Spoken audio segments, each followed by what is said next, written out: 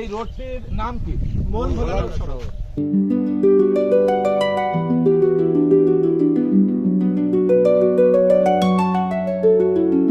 চলে আসলাম অনেক কষ্টের মাঝে মন ভোলানো সড়কে। এসে দেখি আমাদের মন সকলের যেন উন্মুক্ত একটা পরিবেশ সৃষ্টি হয়ে গেল।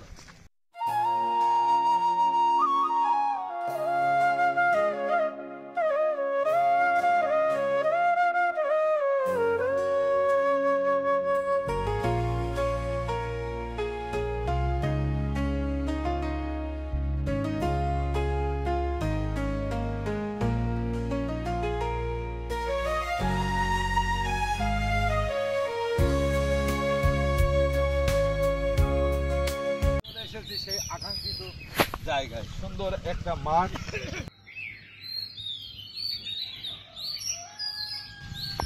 ওই এখানে আইসাই কি ব্যাপার শুয়ে বলেন কা? তার মানে আপনার এই মন ভোলানো রোডে এসে মনটা শান্ত হয়ে গেছে। নিরিবিলি থাকতে ভালো লাগে, ভালোবাসি, তাই মন ভোলানো রাস্তায় বসে আছি। এখানে বসে থেকে নিজের প্রশান্তিটা নিচ্ছি। ধন্যবাদ।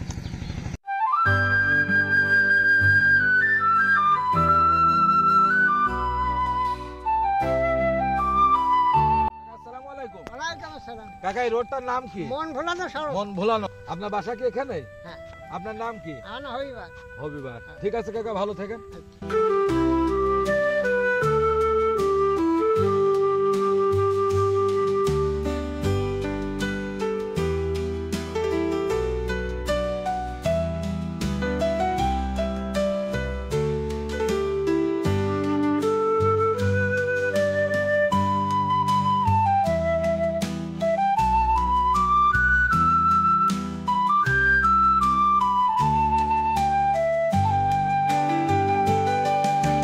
যাদের মনের ভিতরে অনেক দুঃখ কষ্ট, চলে আসবেন এই মন ভোলানো সুন্দর সড়কটিতে।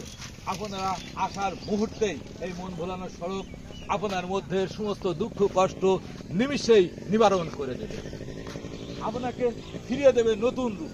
আপনি একটিবার আসলে বুঝতে পারবেন এই মন ভোলানো সড়কের পাওয়ার কত, ক্ষমতা কত। সে দুঃখ কষ্ট মোটেও পছন্দ করেন না, একদম ফিল্টারের মতো সাইকে নিংড়িয়ে নিমিষেই বের করে দিয়ে থাকেন। অবশ্যই আসবেন।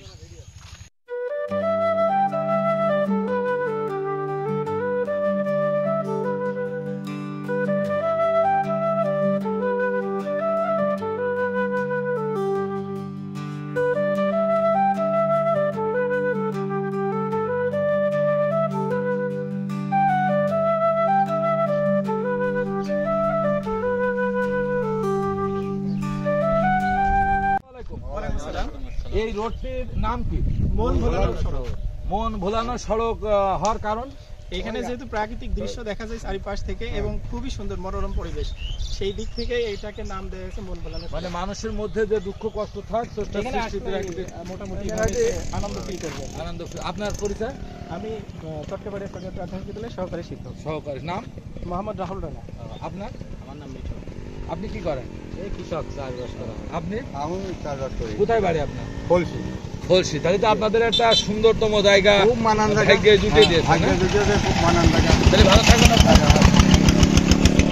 ঝিনাইদহ জেলা হরিণাকুণ্ড উপজেলা ফলসি ও সিংগা গ্রামের মাঠ।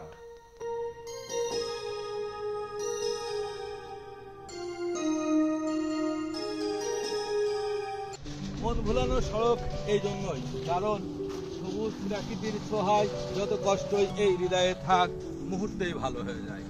স্রষ্টার সৃষ্টি এই সুন্দর প্রাকৃতির মাঠটা মধ্যে আসতে পেরে আমার অনেক ভালো লাগে। আপনারাও আসবেন, এই সুন্দরময় দৃশ্যটা উপভোগ করবেন। মন ভোলানো এই সড়কটিতে আসলে আপনার যত কষ্ট বেদনায় থাক সবকিছু ভালো হয়ে যাবে মুহূর্তের মধ্যেই। এসে দেখবেন একবার।